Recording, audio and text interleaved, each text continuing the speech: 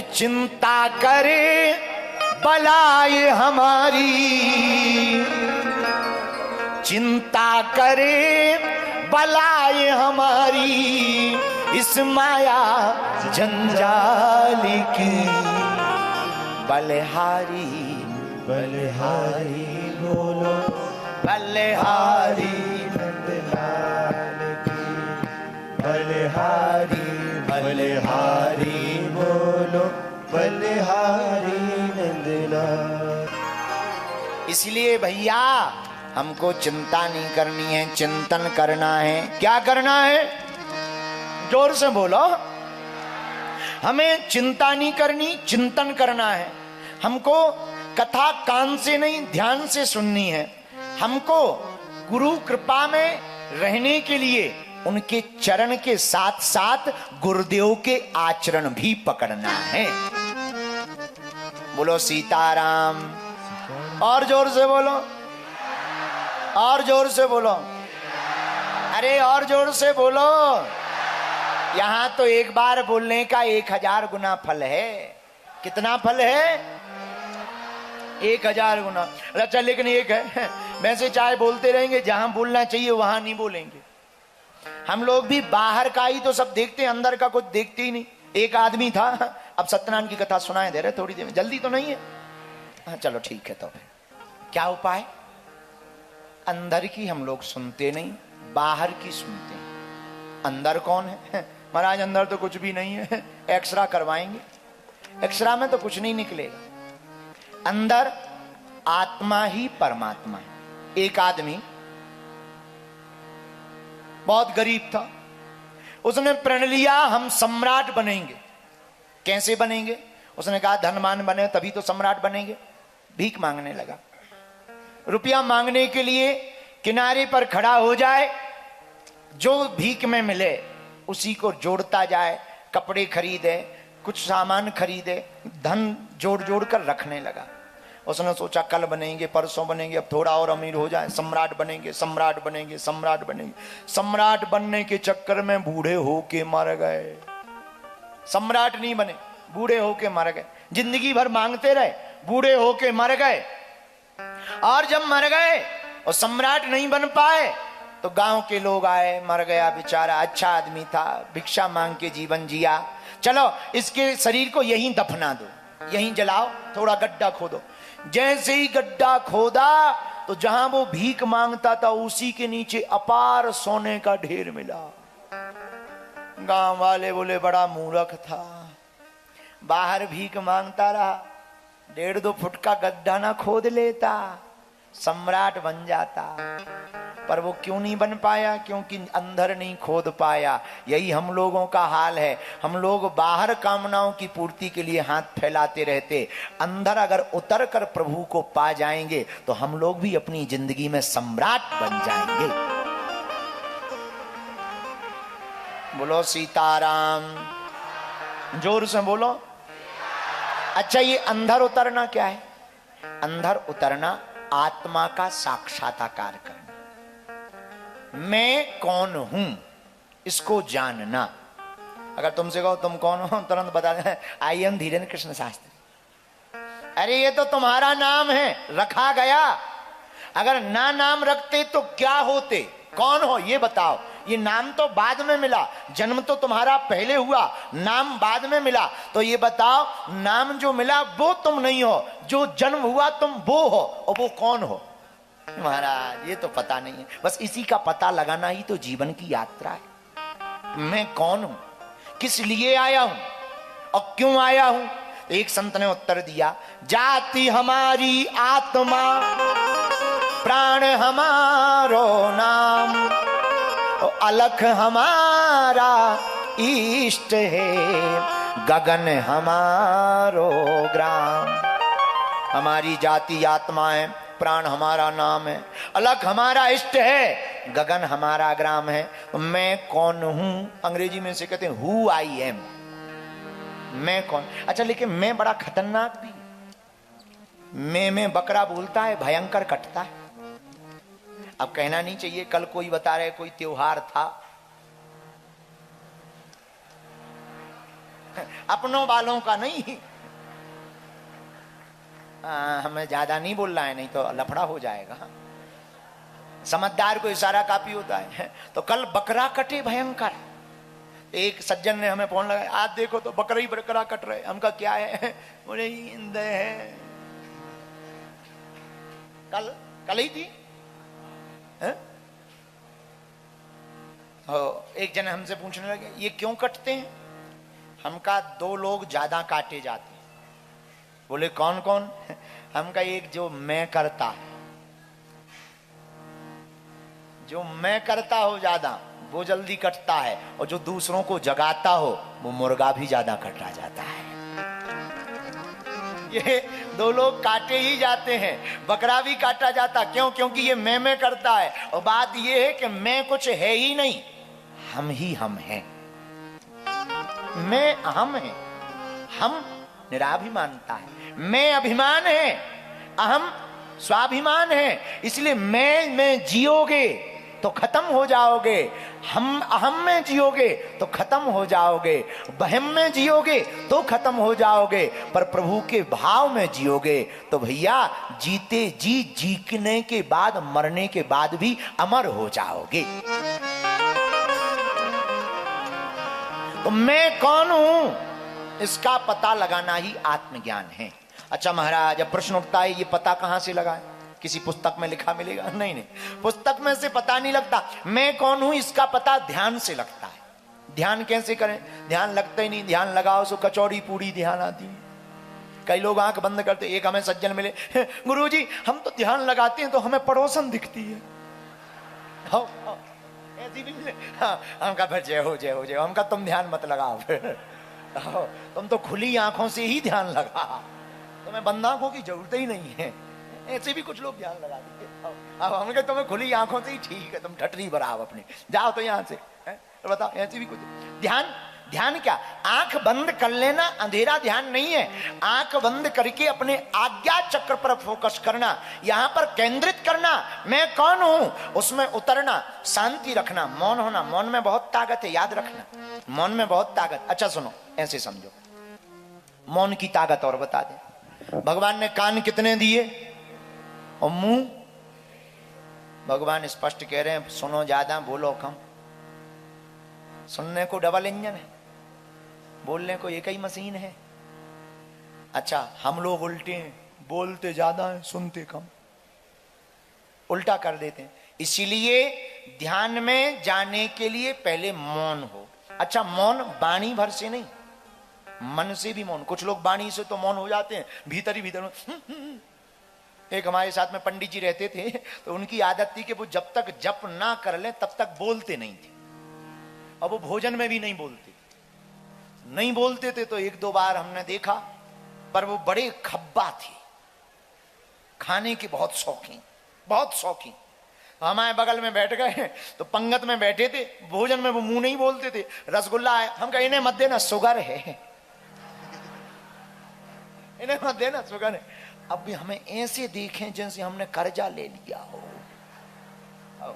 अब वहां तो कुछ नहीं बोले, मौन है तो कुछ बोल नहीं सकते। अब खीर आई है, हम इन्हें मत दो, शुगर है, आइए अभी यहां से उठा के ले जाना पड़ेगा हॉस्पिटल, मर जाएंगे। अब जब वो निकल गया तो उसके पास भागते गए।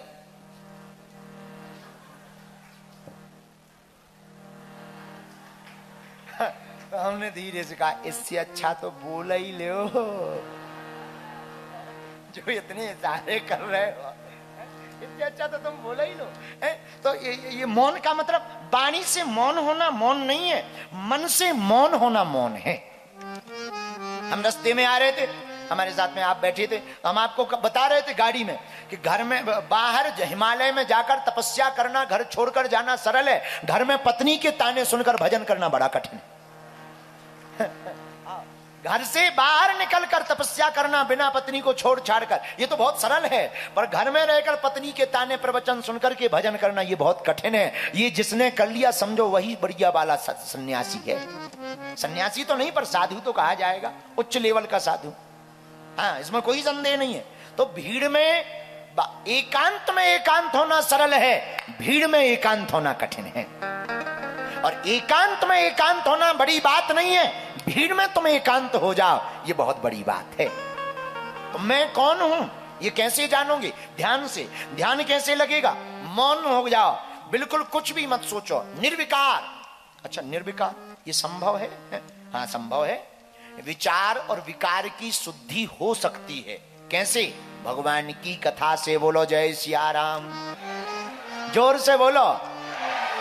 तो मैं कौन हूं इसको जानने के लिए रोज कम से कम 1 घंटा ध्यान करना चाहिए। धीरे धीरे 10 मिनट, 15 मिनट, 20 मिनट। फिर मैं कौन हूं इसका पता कैसे लगेगा? इसके कई परिणाम निकलते हैं। कुछ लोगों को जब बहुत सिद्ध साधक हो जाते तो सब कॉन्शियस माइंड से कॉन्शियस माइंड में उत्तर आता, अवचेतन मन से चेतन मन से को पता लगता कि आप ये हो। क्योंकि जो अवचेतन मन है वो कई जन्मों की यात्रा कर चुका। और आपने सुना होगा कई महात्माओं को अपना पूर्व जन्म याद रहता। वो कैसे संभव है? कई बच्चे मिलते हैं जिन्हें पूर्व जन्म याद होता, वो कैसे संभव है?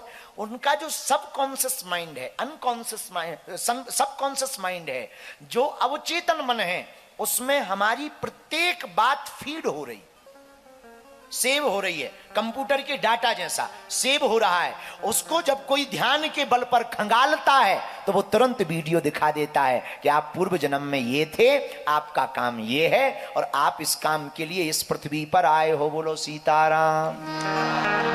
तो मैं कौन हूं इसको जानने के लिए ध्यान आवश्यक है। क्या जरूरी है? हनुमान जी के चित्र को रखो। अब ध्यान एक और मिले हमें। गुरुजी आंख बंद करते हैं, अंधेरा दिखता है, कुछ नहीं दिखता। हमने कहा अंधेरा तो दिखता है। हाँ अंधेरा तो दिखता है, ये तो दिखता है।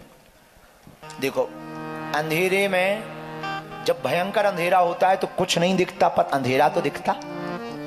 भयंकर अंधेरे में कुछ नहीं दिखता पर अंधेरा तो दिखता है। लेकिन जिसे अंधेरा दिखेगा उसी को तो उजाला दिखेगा,